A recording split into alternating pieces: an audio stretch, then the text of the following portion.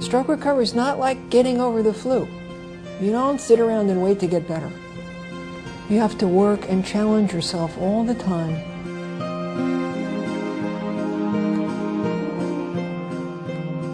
That's the work that I make God. I want to go back to normal life. I remember this one physical therapist telling me, you know, Mark, you need to train like you're training for the Olympics.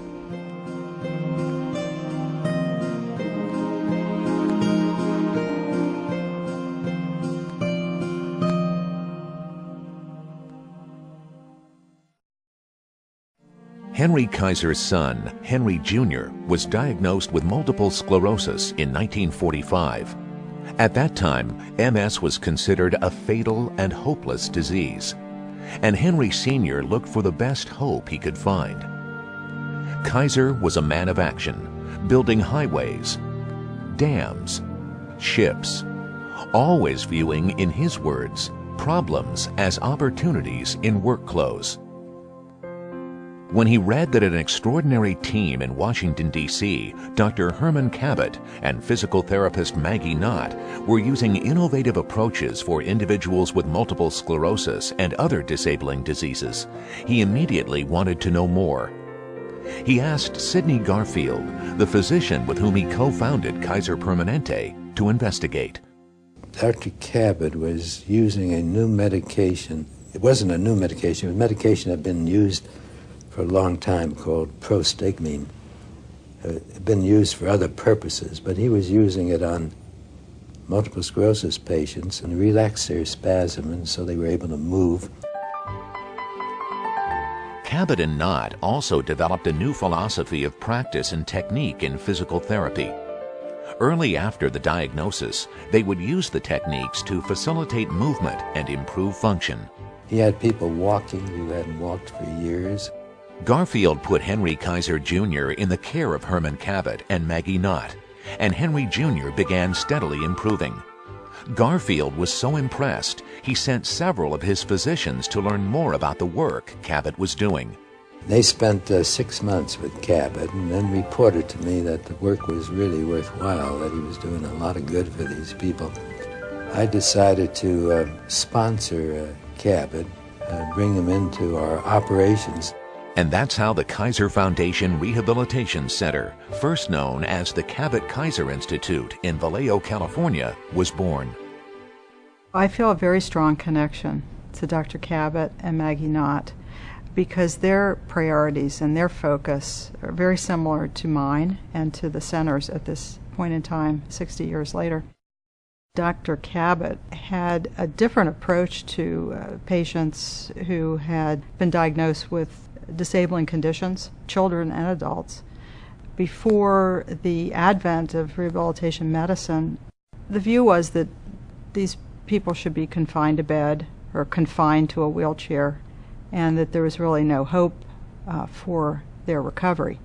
So Dr. Cabot's approach, Maggie Knott's approach, looking at patients' strengths and helping them to compensate for the impairments, as well as promoting the recovery of function through a scientifically based, principled practice, was really a revolutionary idea.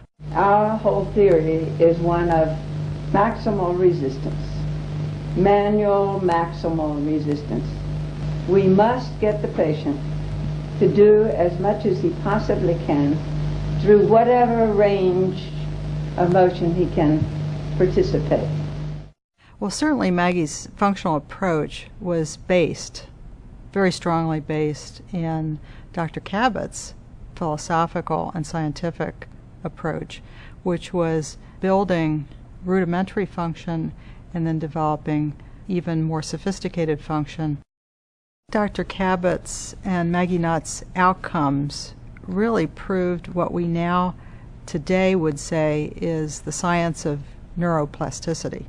That is understanding that the brain has a great capacity to reorganize, I suppose we could say rewire itself. An early group of patients treated at the rehabilitation center were severely injured coal miners from Appalachia, brought to California by rail under special arrangement with the United Mine Workers Union. In Oakland, caravans of ambulances awaited, and Dr. Cabot welcomed some of the first. Prior to rehab, these individuals had no hope for participating in life's many activities. Eventually, many of them were able to get back home to fulfilling activities in every sector of life.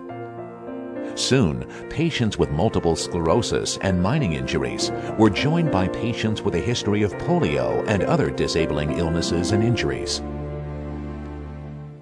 The program spread worldwide through clinical practice, training, and research. It was known as the Cabot Method and Proprioceptive Neuromuscular Facilitation, or PNF. Since 1947, KFRC has treated thousands of patients with acquired neurological disorders, trauma, neuromuscular, and orthopedic conditions. One of the United Mine Workers, Harold Wilson, had injured his spinal cord at age 21 in a mine cave-in that resulted in paraplegia. He became one of the first in a long line of spirited Vallejo patients to demonstrate what could be done once their rehabilitation was complete. After his time at the Kaiser Foundation Rehabilitation Center, Harold earned a degree in accounting and went to work for Kaiser Permanente as a financial analyst. When the Bay Area Rapid Transit System was being planned, he waged an almost single-handed campaign and used his financial expertise to help make BART the first handicapped accessible train system in the world.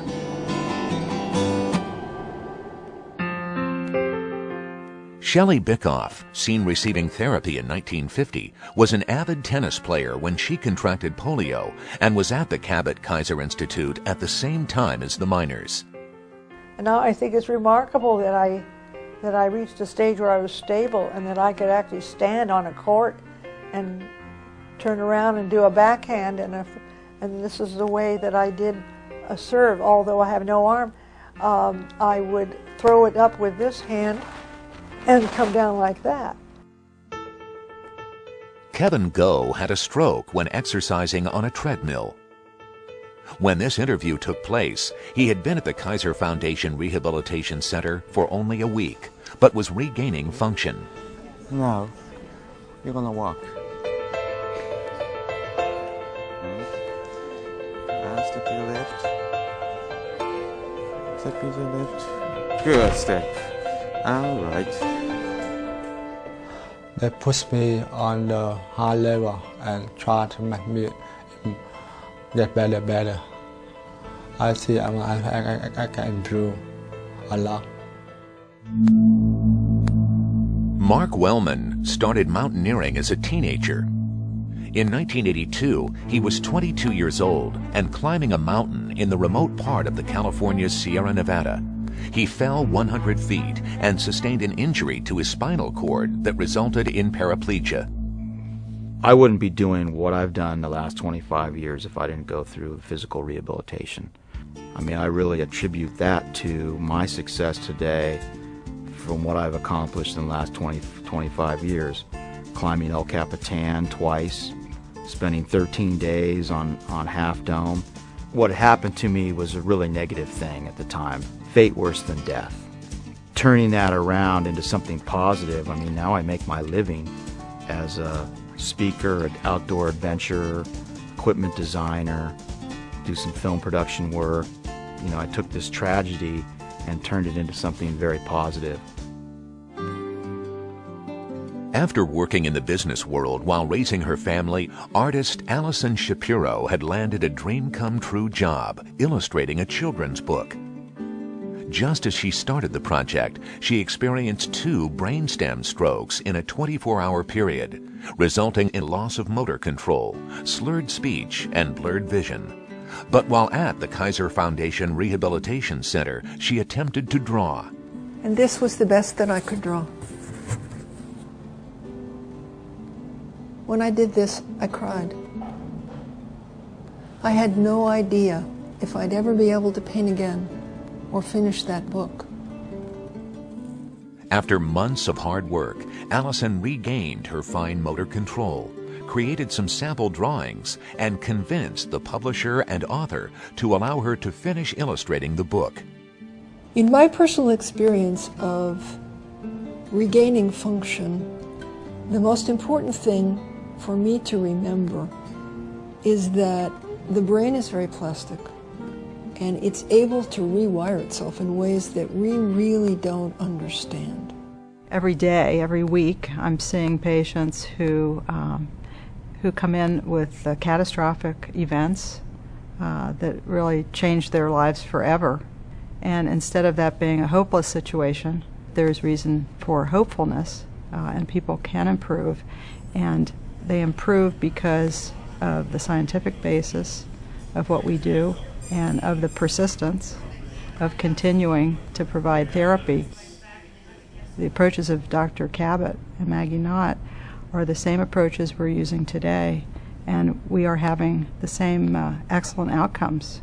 And that's what's really gratifying about working here. I expected that rehab would fix me. What I learned was that rehab would teach me how to fix myself. And that's what's worth celebrating.